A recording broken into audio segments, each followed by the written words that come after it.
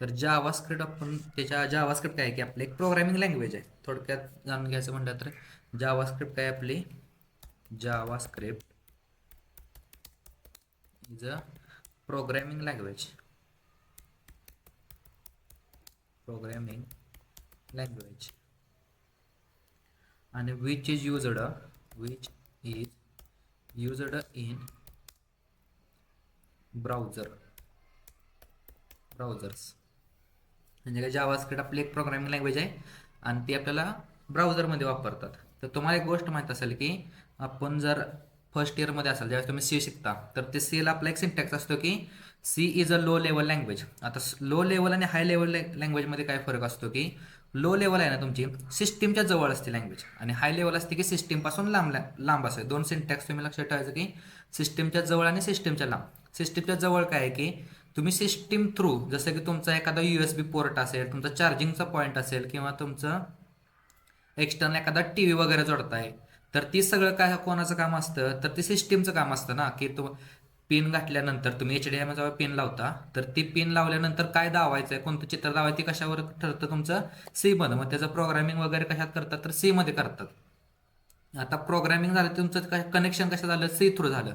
पण काय दावायचं आहे तुमच्या एखाद्या ब्राउझरवरती काहीतरी ॲक्शन परफॉर्म करायचे आहे ना त्यासाठी हाय लेवल लँग्वेजेस असतात. आता हाय लेवल्समध्ये तुमची ती जावास्क्रिप्ट आहे ना ती हाय लेवल लँग्वेज येते. High level language.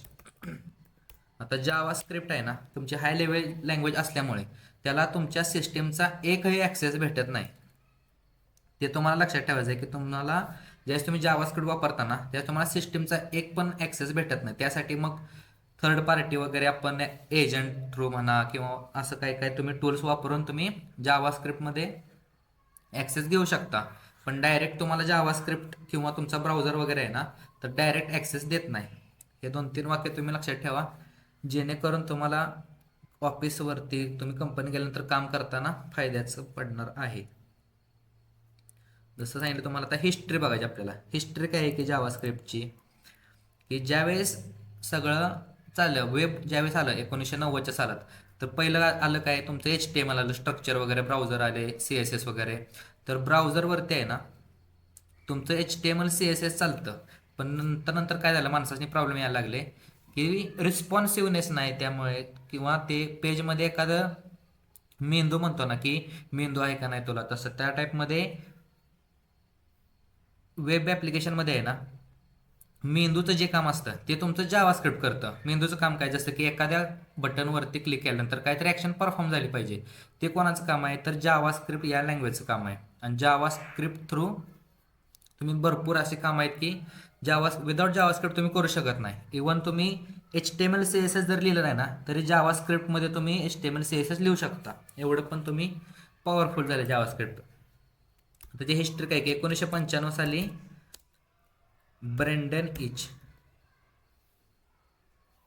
ब्रेंडन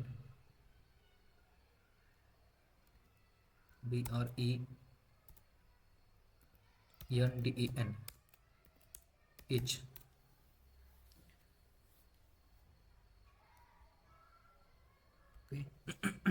तर ब्रेंडन इच या माणसानं आहे ना तुमची जावास्क्रिप्ट काढलेली. कोणी काढली तर तुमची ब्रेंडन इच या माणसानं काढली. आता ब्रेंडन इच ज्यावेळेस तुमचं ब्राउझर वगैरे परफॉर्ममध्ये होतं ना 1995 साली तर त्यावेळेस आहे ना ब्राउझरचं पण फाईट चालले की कोण मोझिला काढला कोणी तुमचं मायक्रोसॉफ्ट एज काढला कोणी तुमचं ब्राउझर क्रोम वगैरे काढलं. तर त्यावेळेस आहे ना ब्राउझरची फाईट चाललेली. पण ब्राउझरमध्ये पण ज्याचं चांगलं ब्राउझर आहे तेच माणसं वापरतात. त्यासाठी आहे ना मोझिला डेव्हलपर नेटवर्क मोझिला हा एक ब्राउझर आहे. मोझिला ब्राउझर या ब्राउझरवाल्याने काय केलं की 1995 साली ब्रेंडन इच या माणसाला त्याने हायर केलं. Is hired for developing a language which is used in browser. Okay त्याने हायर कशाला केलं 1995 साली ब्रेंडन इचला की ब्राउझरमध्ये एक अशी लँग्वेज डेव्हलप करायची जे आपलं पेज आहे ते त्यात जीव आला पाहिजे. जीव म्हणजे काय, एखादं ॲक्शन काय ते परफॉर्म झाले पाहिजे, डेटाबेस कनेक्टिव्हिटी झाली पाहिजे वगैरे वगैरे. एन नंबर्स काम आहेत जावास्क्रिप्टची. त्यासाठी त्यांनी 1995 साली ब्रेंडन या माणसाला त्यांनी हायर केलं. नेक्स्ट काय केलं त्यांचं, की त्यांनी नाव काय द्यायचं त्यांनी. तर त्यांनी पहिलं नाव जे आहे ना, तर लाईव्ह स्क्रिप्ट दिलेलं. लाईव्ह स्क्रिप्ट काय, फर्स्ट नेम नाही, लाईव्ह स्क्रिप्ट नाही. त्यांनी पहिलं जे नाव आहे ना, MOCA, मोका असं नाव दिलेलं, मोका और मोचा. नेक्स्ट त्याने काय केलं, की ते मोचा नाव त्यासनी आवडलं नाही. त्या सालात 1995 सालीच ज्यावेळेस त्यांनी जी लँग्वेज डेव्हलप केली ब्राउझरसाठी, त्यावेळेसची गोष्ट आहे की त्यानंतर त्यांनी नाव काय दिलं, की लाईव्ह स्क्रिप्ट नाव दिलं. लाईव्ह स्क्रिप्ट का नाव दिलं, की काहीतरी ॲक्शन लाईव्हमध्ये घडते ना, त्यासाठी त्यांनी लाईव्ह स्क्रिप्ट नाव दिलं.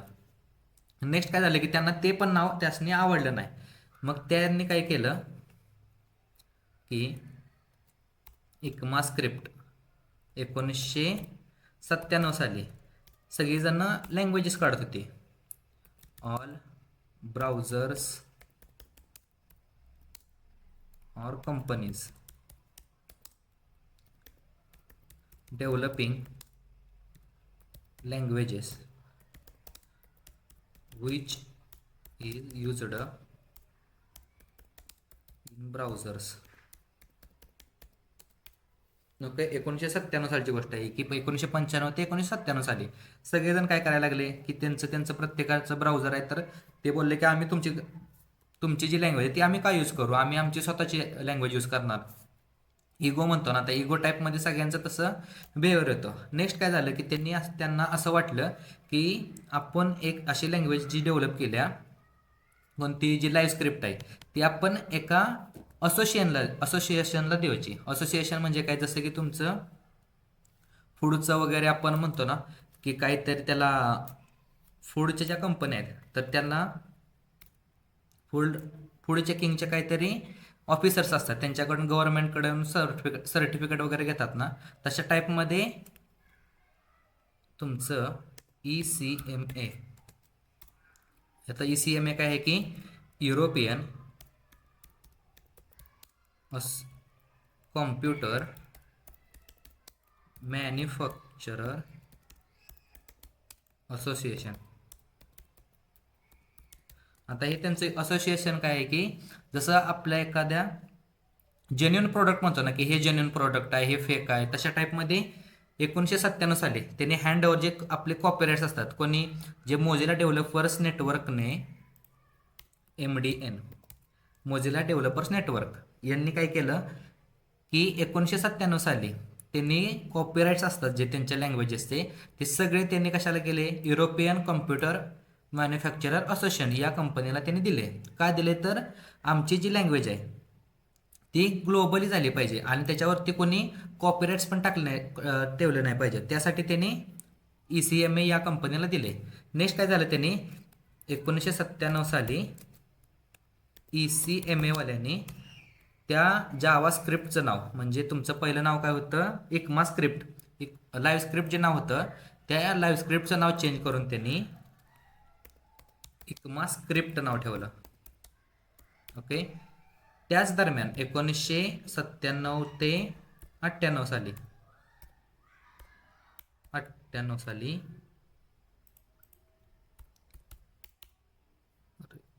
1997 ते 98 साली त्यांना वाटलं, की आपण जे इकमा स्क्रिप्ट नाव दिलंय ते फक्त आपल्या कंपनीचं नाव आहे म्हणून आपण इकमा स्क्रिप्ट दिले. पण त्यावेळेस काय होतं, की 1900 ते 2000 वगैरे आहे ना साल, तर त्या सालमध्ये तुमचं जावा आहे ना, जावा हे खूप फेमस होतं. आता जावाचं कॉपीराइट्स कोणाकडे होतं, तर सन मायक्रोसिस्टीम.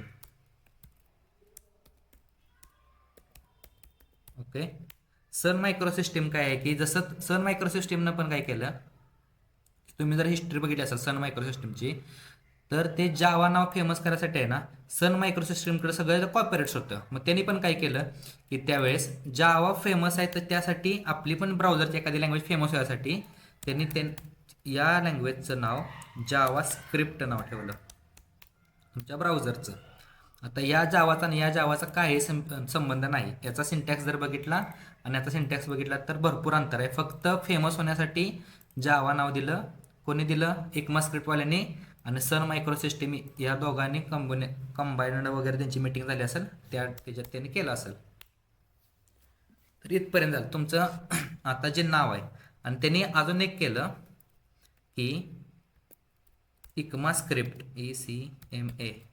ECMASCRIPT इकमा स्क्रिप्ट 1 किंवा इकमा स्क्रिप्ट तुमचं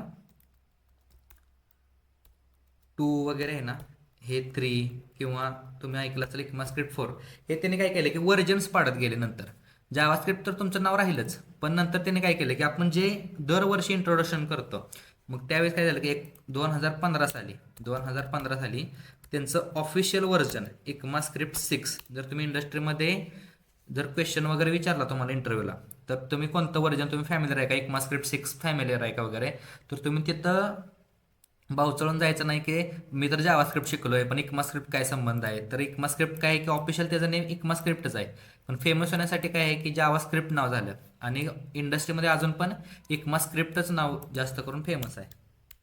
नेक्स्ट काय केलं 2015 साली, 2016 साली दरवर्षी त्यांनी रिलीज काढायचं व्हर्जन ठेवलं. आणि त्याच्यानंतर इकमा स्क्रिप्ट 7 नाही नाव दिलं. इकमा स्क्रिप्ट 2016 इकमा स्क्रिप्ट आता लेटेस्ट व्हर्जन आहे ना 2025 ES 2025 असं त्याचं व्हर्जन आहे जावा स्क्रिप्टचं. हे झाली तुमची हिस्ट्री इथपर्यंत. त्याच्यानंतर आता हे मॉडेल 1 2 मी माझ्या टाईपनेच घेतो. ते फक्त दावलं की सिलेबस आपल्याला हा कव्हर करायचा आहे.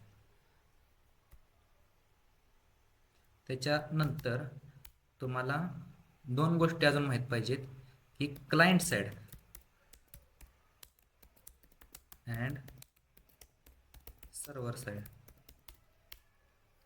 आता क्लायंट साईड काय असते की जसं की तुमचा एखादा वेब ॲप्लिकेशन एखाद्या क्लायंटला जातं, कस्टमर जातं. तुमची आता सपोज फ्लिपकार्टची वेबसाईट आहे, तर ती फ्लिपकार्टची वेबसाईट तुम्ही एंड युजर, तुम्ही कोण कराडत असेल कोण पुण्यात असेल, तर प्रत्येकाकडे ब्राउझर आहे. प्रत्येकजण आपापली वेबसाईट आहे अकाउंट लॉग इन करून ॲक्सेस करतं. कोण मोबाईल मागवतं, कोण शूज मागवतं, कोण कपडे मागवतं, तशा टाईपमध्ये. तर तो काय झाला माझा क्लायंट झाला. तर पहिलं काय होतं 2008, आता 2008च्या अगोदर तुमचं जावा स्क्रिप्ट आहे ना फक्त क्लायंट साईडला वापरायचं. क्लायंट साईड म्हणजे काय, एंड युजर. पण नंतर काय झालं 2008 नंतर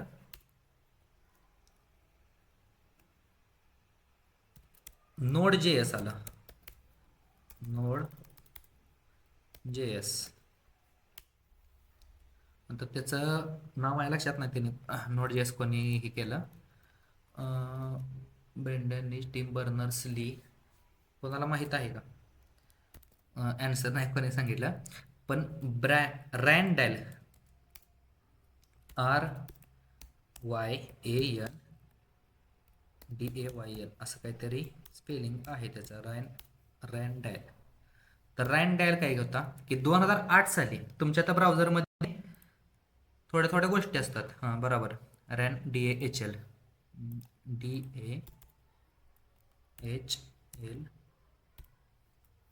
या माणसानं 2008 साली नोड JS काढला. आता नोड JS काय काढले की तुमच्या ब्राउझरमध्ये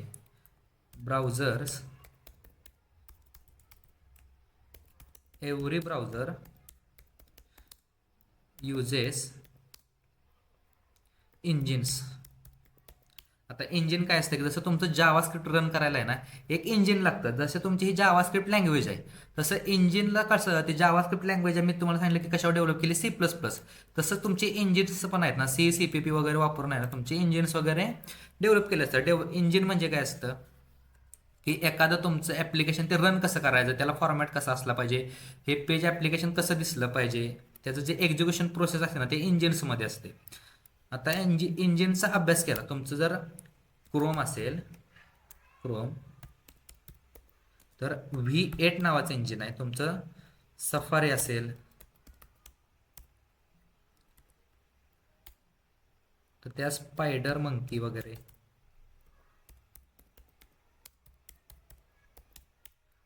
नेक्स्ट असेल तुमचं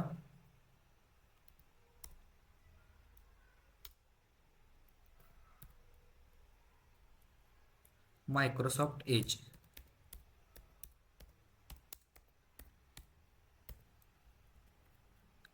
त्याच्यात पण V8 वगैरे किंवा स्पायडर मंकी वगैरे अशा टाईपचे इंजिन्स असतात.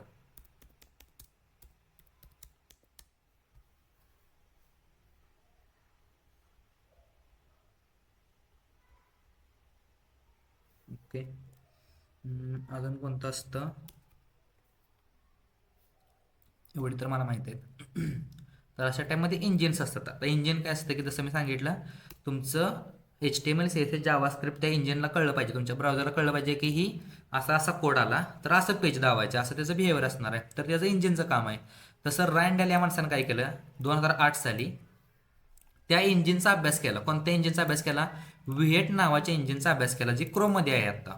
तर V8चा इंजिनचा अभ्यास करून आहे ना, डेव्हलप्ड Node.js. आता Node.js काय की तुमचं सर्व्हर साइड स्क्रिप्टिंग लँग्वेज किंवा लँग्वेज म्हणू शकता तुम्ही. ओके, जसं मी सांगितलं सर्व्हर साइड तुमचं पहिलं काय होतं 2008च्या अगोदर फक्त क्लायंट साईडला चालायचं, पण नंतर नंतर काय झालं तुमचं सर्व्हर साईडला पण चालायचं 2008 नंतर. आता सर्व्हर साईड काय असते की तुम्ही एक API वगैरे बघितले असतील किंवा तुम्ही डेटा कुठे ते स्टोअर होतंय सर्व्हरवरती. तो पहिला कसा असायचा की .NET थ्रू किंवा जावा थ्रू किंवा PHP थ्रू सर्व्हरवरती ठेवायचा.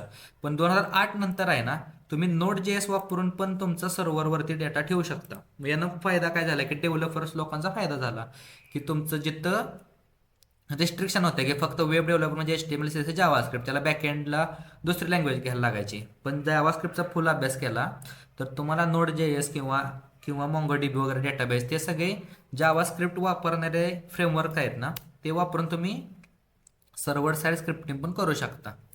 एवढं तुमचं जावास्क्रिप्टचा ओव्हरव्ह्यू आहे. कळलं असेल का तुमचं जावास्क्रिप्ट कसं आलं, काय झालं, त्याची हिस्ट्री आणि जावास्क्रिप्ट कुठे वापरायचे आहे. तर तुमचं जावास्क्रिप्ट यूज करायला आहे ना, सेम तुमचे पार्ट पडतात. Inline, internal, external. तर तुमचं असतील इव्हेंट्स वगैरे असतील, भरपूर भरपूर टाईप्स आहेत. तर स्टेप बाय स्टेप जाऊया की बेसिक किंवा 001.html तुमचा स्निपेट घेतला आणि या स्निपेटला H1 टॅग देऊ. H1 हॅलो जावास्क्रिप्ट आणि इथं एक बटन देऊ. या बटनला क्लिक मी. आता मला याच्यावरती जावास्क्रिप्ट वापरायचे आहे. तर पहिला टाईप येतो की तुमचं इंटरनल. इंटरनल कसं वापरणार तुम्ही? डायरेक्ट त्याचे इव्हेंट बेस्ड. आपण पहिल्यांदा बेसिक काय वापरू की इव्हेंट. इव्हेंट म्हणजे काय, मला ह्या क्लिकला काहीतरी ॲक्शन परफॉर्म झाली पाहिजे. तर ऑन क्लिक म्हणून एक इव्हेंट असतो. ऑन क्लिक म्हणजे काय, तुमचा माऊसचा क्लिक केल्यानंतर काहीतरी ॲक्शन परफॉर्म झाली पाहिजे. आता इथं मी फक्त टाकणार आहे अलर्ट बॉक्स आणि या अलर्टमध्ये मेसेज टाकणार आहे की डबल कोट नाही, single quote, hello JavaScript from JavaScript. Okay आणि सेव्ह. आता क्लिक केल्यानंतर आहे ना, मला काहीतरी अलर्ट मेसेज येईल. आला का? Hello JavaScript from JavaScript. आता ॲक्शन कशी झाली की जावास्क्रिप्ट थ्रू झाली. हा तुमचा बेसिक आहे की जावास्क्रिप्ट कुठून स्टार्ट होतं, तर तुम्ही क्लिक इव्हेंटपासून पण करू शकता वगैरे अशा टाईपमध्ये. नेक्स्ट काय असतं तुमचं इंटरनल. जर वापरायचं झालं तर इंटरनलला कसं वापरणार तुम्ही? तर आता हे टाईप शिकवायचे आहेत, पण तुम्हाला बेसिक इंटरनल काय असतं, इनलाईन असतं. जसं तुम्ही CSS वापरता ना, सेम तसंच असतं. इथं स्क्रिप्ट टॅग येतो आणि या स्क्रिप्टमध्ये एक अजून घेऊ, तुमचं बटन सेव्ह. ओके आणि याला आपण एक आय डी देऊ, आय डी सेव्ह म्हणून. आणि इथं तुमचं इंटरनल CSS वापरायचे. तर document dot gate element by I D. आता ह्याला आय डी तुमचा सेव्ह, आणि ही इथे येणार आहे तुमचा हॅश. आणि इथं एक व्हेरिएबल घेऊ आपण पॉपअप म्हणून. आता या व्हेरिएबलला मला काय पाहिजे की popup dot add event listener. आता कोणता इव्हेंट मला पाहिजे, तर क्लिक इव्हेंट पाहिजे. आणि याच्यावरती मला एक फंक्शन अप्लाय करायचं आहे. तर फंक्शन कीवर्ड, आणि या फंक्शन कीवर्डला तुम्ही टाकू शकता alert box. This is from internal JavaScript. Okay. आता याला मी काय इनलाईन CSS वापरलं नाही, इनलाईन जावास्क्रिप्ट वापरलं नाही. Okay.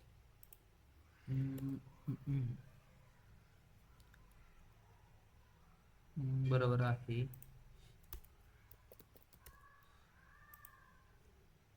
Okay,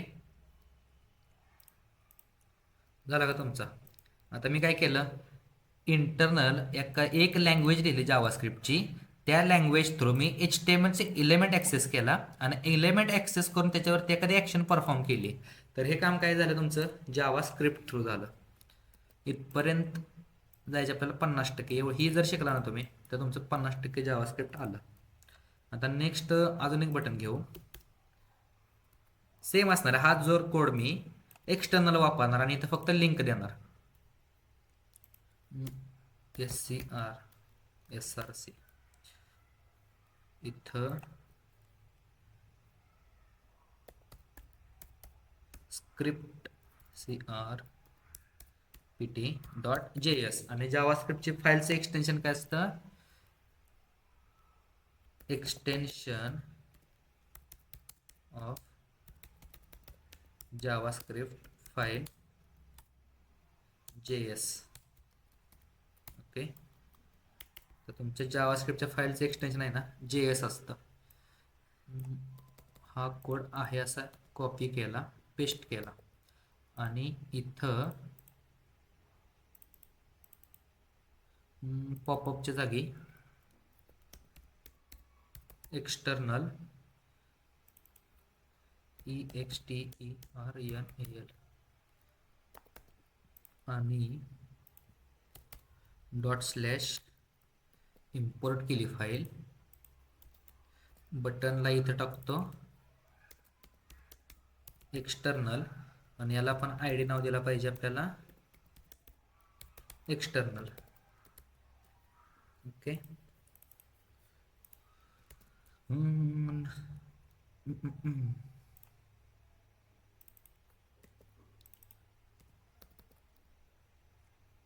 external is deprecated. बरोबर आहे आय थिंक. EXT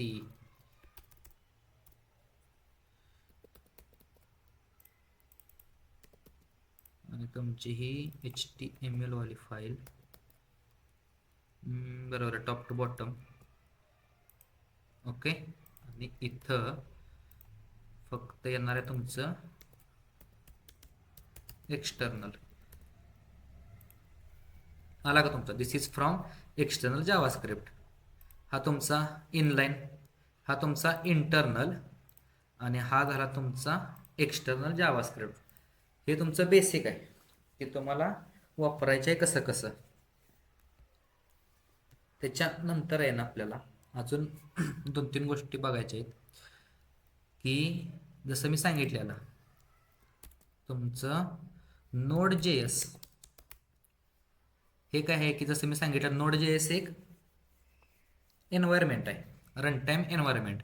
आता इथं काय लिहिलं आहे बघा, इथं वरतीच त्यांनी लाईन टाकल्या की cross platform Java script run time environment that let's developers create servers, web apps, commands line tools and scripts. भरपूर आहे त्याचा फायदा. डाउनलोड्समध्ये जायचं, इथं तुम्हाला व्हर्जन सिलेक्ट करायचं आणि व्हर्जन कोणतं सिलेक्ट करायचं, LTS वाला, लॉंग टर्म सपोर्ट. नेक्स्ट काय की तुम्हाला कोणत्या प्लॅटफॉर्मसाठी पाहिजे, कशा थ्रू पाहिजे, तरी ते बाय डिफॉल्ट असंच ठेवायचं आणि NPMच पाहिजे आपल्याला, नोड पॅकेज मॅनेजर. यारनं PNPL वगैरे जर तुम्हाला फॅमिलियर असाल त्या गोष्टींना तर तुम्ही ते घ्या, पण मी तर फॅमिलियर नोड पॅकेज मॅनेजरला NPM साठीच आहे. नेक्स्ट काय की डाउनलोड, इथं विंडोज इन्स्टॉल MSI मध्ये डाउनलोड करायचं. इथं अजून असते की कोणतं पाहिजे, X64, X86, ARM64 वगैरे, तर बऱ्यापैकी X64च असतात विंडोजमध्ये. नेक्स्ट आहे की तुम्हाला चेक कसं करायचं की नोड जे डाउनलोड झालं आहे का नाही, तर CMD प्रॉम्प्ट ओपन करायचा आणि त्याच्यामध्ये नोड -v ही कमांड आहे. यानं काय होतं की तुमचं नोडचं व्हर्जन कोणतं आहे आणि NPM नोड पॅकेज मॅनेजर त्याचं व्हर्जन कोणतं आहे, तर 10.8 अशा टाईपमध्ये काहीतरी. मी आता ही लॉंग टर्म सपोर्टची वगैरे घेतात, मला ऑफिसमध्ये हे लागतं, त्यासाठी तुम्ही लेटेस्टवालं घेतलं तर कोणतं घ्यायचं, व्हर्जन 24.13.0. आता हे कशासाठी लागणार आहे, जसं मी सांगितलं पहिलं मला काय करायचं लागायचं, जावास्क्रिप्टचा एखादा प्रोग्राम लिहिला मी. आता जावास्क्रिप्टचा प्रोग्राम कसा लिहायचा, 002.html. इथं H1 मध्ये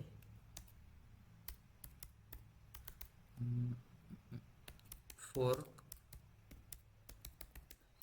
इन्फो सिस्टम असं काहीतरी लिहिलं आणि इथं मला आता इंटरनल जावास्क्रिप्ट वापरायचं आहे.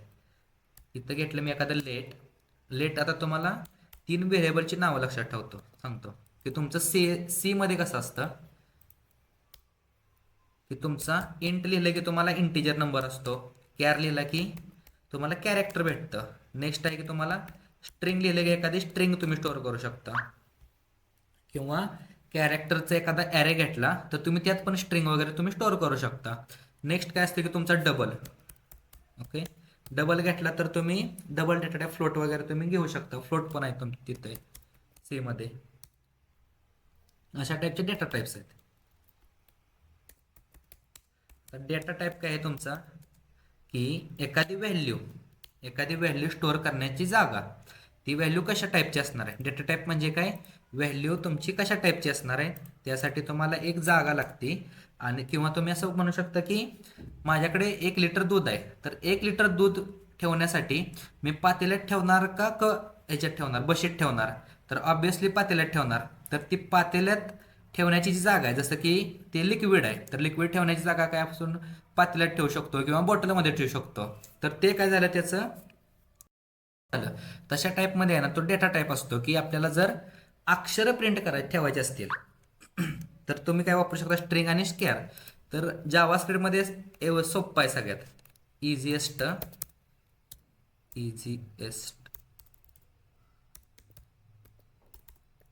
Easiest way to store values. नंतर तुम्हाला 3 टाईप पडतात, एक असतो लेट, तुमचा व्हॅर आणि कॉन्स्ट. आता तिन्ही पण काय असतं की रिडिक्लेअर तुम्ही करू शकता. ओके, आता यात फरक आहे, मी तिन्ही पण सांगतो. तर तुम्ही म्हणत की तुम्हाला वाटेल की कॉन्स्ट म्हणल्यानंतर कॉन्स्टंट व्हॅल्यू वगैरे, तर त्यात पण टाईप येतो कॉन्स्टमध्ये पण. तुमचा लेट काय करतो की बिफोर 2015 और 2015 याच्या अगोदर किंवा 2015चं व्हर्जन याच्या अगोदर आहे ना, डेटा टाईप कोणता होता तुमचा, तर where is used for रिडिक्लेअर, reassign. अशा टाईपमध्ये करू शकता की व्हॅरनं काय होतं की तुम्ही जर सपोज तुम्ही आता त्याला दिलं की तुम्ही आता त्याला दिली अक्षराची व्हॅल्यू दिली, अक्षर म्हणजे काय स्ट्रिंग वगैरे व्हॅल्यू दिली, तर त्याला डेटा काय झाला, स्ट्रिंग झाला. नेक्स्ट काय केलं मी 3 ते 4 नंबर लाईनला मी त्यात नंबर इंटिजर वगैरे स्टोअर केले, नंबर स्टोअर केले. तर काय करतो रन टाईमला डेटा टाईप त्याचा बदलतो. व्हेअर ते तुमचा विषय होतो की तुम्ही रन टाईमला त्याचा डेटा टाईप बदलू शकता. पण 2015 पर्यंतचे डेव्हलपर्स जरा वेळेस समजून घेत होते. नंतर काय झालं की इक्मास्क्रिप्ट 6 आलं तर ते बोलले की आम्हाला असा डेटा टाईप नको आहे, आम्हाला भरपूर व्हॅलिडेशन लावायचे आहेत, आम्हाला भरपूर सर्व्हरवरती काम करायचे, त्यामुळे असं चालणार नाही. मग इक्मास्क्रिप्ट 6 आल्यानंतर 2015 साली त्याने इंट्रोड्यूस केला लेट आणि कॉन्स्ट डेटा टाईप इंट्रोड्यूस केला. Let and const. आता या लेट आणि कॉन्स्ट मध्ये फरक आहे की लेट कॅनॉट बी रिडिक्लेअर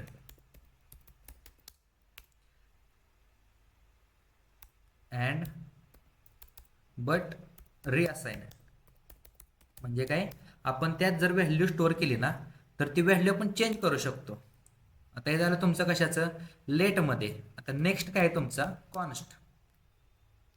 आता कॉन्स्टमध्ये काय कॅनॉट रिडिक्लेअर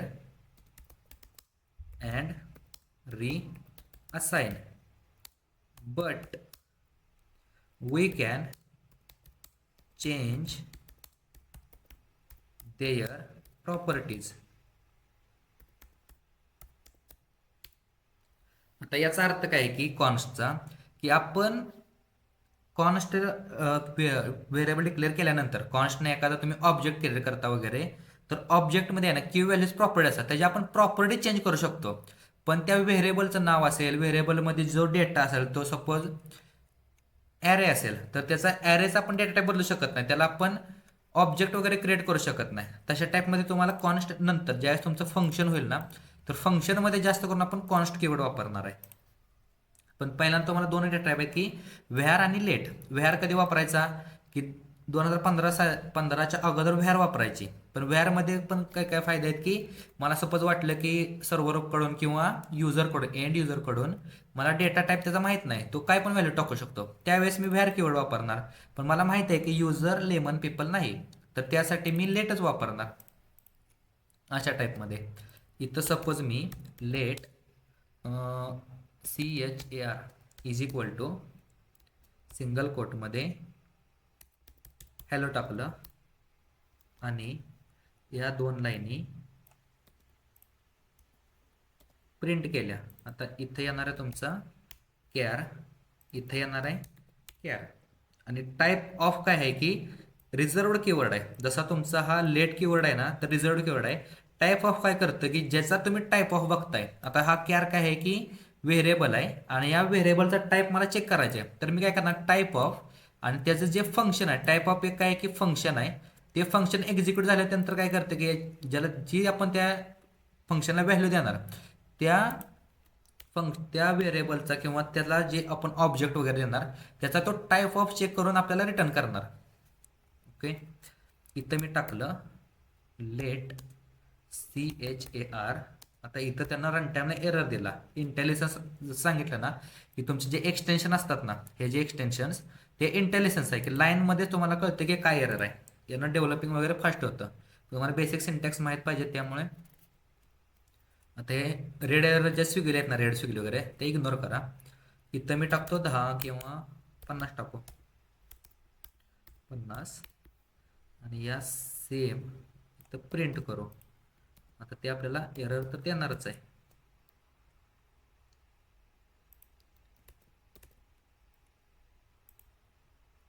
ओके, तर एरर दिल्यामुळे आहे ना त्यानं रनच केला नाही.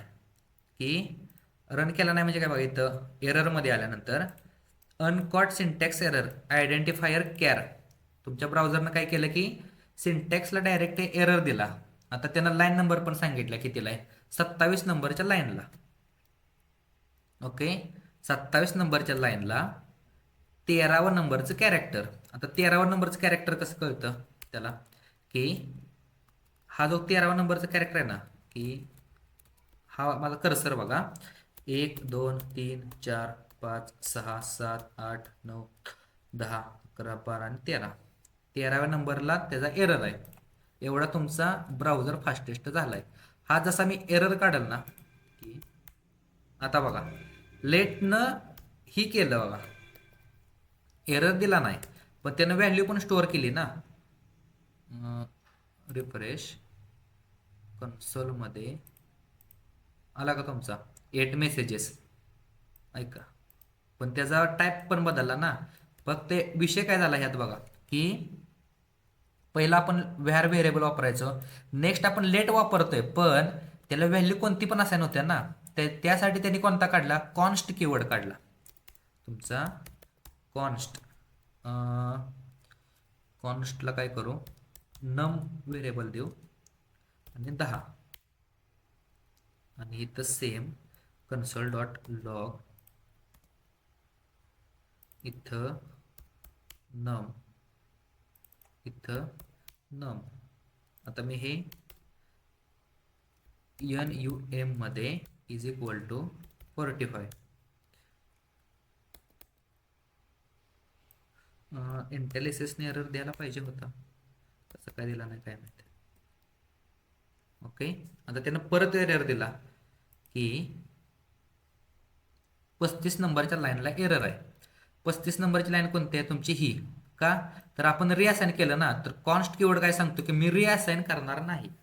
त्यासाठी तुम्हाला हे बेसिक 3 टाईप तुम्हाला माहीत पाहिजेत, की आपण लेट आणि व्हॅर वापरू शकतो, आणि कॉन्स्ट ज्यावेळेस तुमचं फंक्शन चालू होईल ना, त्यावेळेस तुम्हाला इझी अंडरस्टँडिंग कॉन्स्टचं होईल. ओके, आता नेक्स्ट काय आहे की जसं मी सांगितलं, तुम्ही आता हे स्क्रिप्ट काय करताय की इथं स्क्रिप्ट लिहायची, काहीतरी आपण प्रोग्राम लिहायचा, आणि चेक करायला कुठे जायला लागतंय की आपल्याला ब्राउझर ओपन करा, राईट क्लिक करा, इन्स्पेक्ट करा, त्यातून आपल्याला कन्सोलवरती पाहिजे. तर मला हे जे आउटपुट आहे ना, सगळं माझ्या कमांड प्रॉम्प्टवरती पाहिजे. आता कमांड प्रॉम्प्टवरती जर पाहिजे असेल तर कोणी आपल्याला सोयीस्कर करून दिलंय, की रायन डायल या माणसानं आपल्याला सोयीस्कर करून दिलंय, की ज्यावेळेस त्यांना Node.js काढलं त्यावेळेस त्यांना सर्व्हर साईड पण चालू केलं, आणि आपल्या लोकल मशीनवरती आपण जावास्क्रिप्टचा प्रोग्राम रन करू शकतो. तर तो कसा की तुम्हाला सिंटॅक्स माहीत पाहिजे आधी. इथं तुम्हाला नोड स्पेस आणि इथं प्रोग्रॅम नेम, प्रोग्रामचं नाव आणि .js फाईल पाहिजे, हे पण तुम्हाला लक्षात ठेवायचं आहे. आता इथं काय टाकू आपण, प्रोग्राम .js. ओके, इथं मी टाकलं कन्सोल डॉट लॉग ब्रॅसेसमध्ये hello from my terminal. Next काय टाकलं, इथं लेट नम इज इक्वल टू 10, लेट नम 2 इज इक्वल टू 20, इथं नम 1 करू, आणि let sum is equal to number 1 अधिक नंबर 2. आता या दोघांची मला बेरीज पाहिजे. इथं काय टाकणार मी, कन्सोल डॉट लॉगमध्ये सम. ओके, 10 आणि 20 30. आता रन कुठं करायचा, तुमचा एक स्निपेट आहे, सांगितलं असेल बहुतेक मी, तरी पण रिपीट करतो, की ज्यावेळेस तुम्हाला टर्मिनल ओपन करायचा असतो ना, तर CTRL आपल्या कीबोर्डवरची कंट्रोल की आणि कंट्रोल की दाबून तुम्हाला हा जो सिम्बॉल दिसतोय ना, हा किंवा और हा वाला सिम्बॉल, हा सिम्बॉल एकाच कीबोर्डमध्ये येतात. जे तुमचं इस्केप असतं ना कीबोर्डवरचं, त्याच्या खालचं जे कॅरेक्टर आहे, इस्केपच्या खालचं कॅरेक्टर, तर ते तुमचा हा किंवा हा तुमच्यावरती कीबोर्डवरती सिम्बॉल असेल तर ते दाबायचं आहे. ते दाबल्यानंतर काय होतं की तुम्हाला टर्मिनल ओपन होतो. आता बाय डिफॉल्ट तुमचा इथे कोणता असतो, पॉवर शेल असतो बाय डिफॉल्टमध्ये. तिथं तुम्हाला काय करायचं, CMD घ्यायचं, कमांड प्रॉम्प्ट. कमांड प्रॉम्प्ट का घ्यायचा, तर तुमचं जे Node.js आहे ना, तर आज विदाऊट एररचं जर रन करायचं असेल ना प्रोग्राम, तर कमांड प्रॉम्प्ट घ्यायचा. जर तुम्हाला एरर सॉल्व्ह करायला येत असतील तर पॉवर शेल घ्यायचा. Okay, program.js. आता मला हा प्रोग्राम रन करायचा आहे, तर मी इथं काय टाकणार, नोड स्पेस. आता मी कोणत्या फाईलमध्ये आहे बघा, या फाईलमध्ये माझे सगळे प्रोग्राम आहेत, त्यामुळे इथं जो पाथ असतो ना, तर या पाथमध्ये मला पाहिजे. आणि इथं फाईलचं नाव. आता फाईलचं नाव कसं येणार तर टॅब देऊन. टॅबमध्ये आलं माझं पहिलं फाईलचं नाव 001.html. नेक्स्ट आलं 002.html आणि नेक्स्ट आलं program.js. नेक्स्ट आता मी काय केलं, एंटर दाबलं. एंटर दाबल्यानंतर जसं मी कन्सोलवरती जेवढं लिहिलं आहे ना तेवढं सगळं इथं प्रिंट झालं. कन्सोलवरती काय लिहिलेलं, हॅलो फ्रॉम माय टर्मिनल. त्याच्यानंतर काय लिहिलेलं इथं, काहीतरी मी कॅल्क्युलेशन केले व्हेरिएबलमध्ये, त्यांचा डेटा स्टोअर केल्यानंतर लाईन नंबर 8ला कन्सोल लॉगमध्ये मी त्यांची सम प्रिंट केली. झाली का तुमची सम प्रिंट. आता हे तुम्हाला आज प्रोग्राम जे जावास्क्रिप्टचं शिकायचं आहे ना ते सगळं तुम्हाला असंच शिकायचं आहे. आणि हे शिकल्यानंतर 1 वीक किंवा 8 दिवसानंतर आपण ते अप्लाय करणार आहे ब्राउझरमध्ये.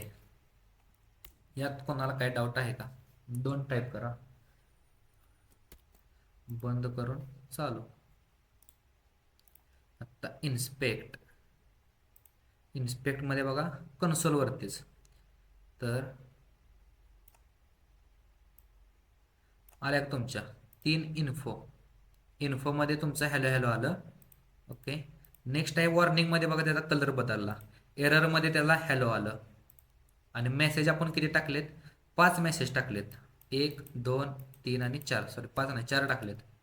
आला का तुमचं लॉगमध्ये नॉर्मल तुमचं दिसतंय टेक्स्ट.